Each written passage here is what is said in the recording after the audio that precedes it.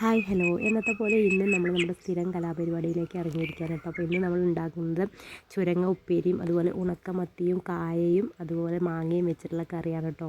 ഇത് ഞാൻ എപ്പോഴും ഉണ്ടാക്കുന്ന കറിയൊന്നുമല്ല കേട്ടോ. അപ്പോൾ ഓരോ ദിവസം ഉണ്ടാക്കുന്നതും എൻ്റേതായ പൊടിക്കൈകൾ ഞാൻ ചേർക്കാറുണ്ട്. പക്ഷേ കുറച്ച് നാടനാവണം എന്ന് മാത്രമേ ഞാൻ ആഗ്രഹിക്കാറുള്ളൂ കേട്ടോ. അപ്പോൾ നമ്മൾ എന്ത് വെക്കുമ്പോഴും അത് ടേസ്റ്റായി തീരുന്നത് നമ്മുടെ ഒരു ഇഷ്ടവും നമ്മുടെ ഒരു ആഗ്രഹം അതിനോടുള്ളപ്പോഴാണ് കേട്ടോ. എനിക്ക് ഈ കുക്കിങ്ങൊക്കെ ഭയങ്കര ഇഷ്ടമാണ്. ഇതൊന്നും ഞാൻ മുൻകൂട്ടി അറിഞ്ഞ് ചെയ്യുന്നതല്ല കേട്ടോ.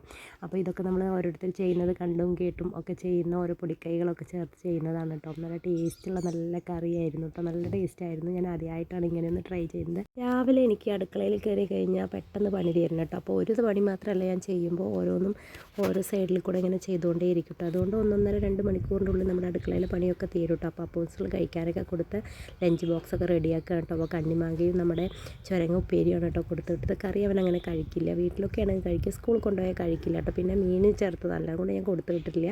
അപ്പോൾ സ്കൂളിലൊക്കെ പോകാൻ റെഡി ആയിട്ടുണ്ട്. ഇന്ന് എനിക്ക് തീരെ വയ്യ കേട്ടോ. എന്തോ ഒരു തലവേദന, അലർജിയും ഒക്കെ അതിൻ്റെ ഒരു ബുദ്ധിമുട്ടാണെന്ന് തോന്നുന്നു കേട്ടോ. എൻ്റെ മുഖത്തൊക്കെ അതിൻ്റെ ഒരു ക്ഷീണം ഉണ്ടോ ഇല്ലേ എന്ന് ചോദിച്ചാൽ ഉണ്ട് കേട്ടോ. അപ്പോൾ ഇന്ന് ഞാനത് അവനെ കൊണ്ടാക്കാൻ പോവുകയാണ്. അപ്പോൾ തുമ്പിക്കുട്ടി എഴുന്നേറ്റിട്ടേ ഉള്ളൂ കേട്ടോ.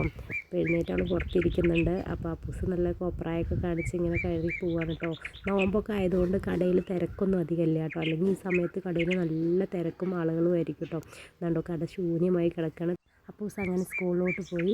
ഇതെൻ്റെ വീട്ടിലെ ചെറിയ അടുക്കളത്തോട്ടാണ് കേട്ടോ. അപ്പോൾ അതിങ്ങനെ പച്ച പിടിച്ച് വന്നുകൊണ്ടിരിക്കുകയാണ്. നമ്മുടെ തൊപ്പിക്കിളിയുടെ കുട്ടികൾ തൊപ്പിക്കിളിയുടെ വലുപ്പത്തിൽ വളർന്നു കഴിഞ്ഞു കേട്ടോ. അവരൊക്കെ കൊണ്ട് തൊപ്പിക്കിളി ഇപ്പോൾ ഭക്ഷണമൊക്കെ കഴിക്കാൻ വരാൻ തുടങ്ങിയിട്ടുണ്ട്. ഇത് നമ്മുടെ വീട്ടിൽ സുന്ദരികളാണ് കേട്ടോ. വേനൽക്കാലങ്ങളിലാണ് കേട്ടോ ഇങ്ങനെ വെള്ളത്തിച്ച് നന്നായിട്ട് നിറയെ പൂത്ത് നിൽക്കുന്നത് കാണാൻ നല്ല മണമാണ് കേട്ടോ ഇതിൻ്റെ ചോട്ടിലൂടെ നടക്കുമ്പോൾ. എൻ്റെ വീഡിയോ ഇഷ്ടമാവുകയാണെങ്കിൽ സപ്പോർട്ട് ചെയ്യാൻ മറക്കല്ലേ.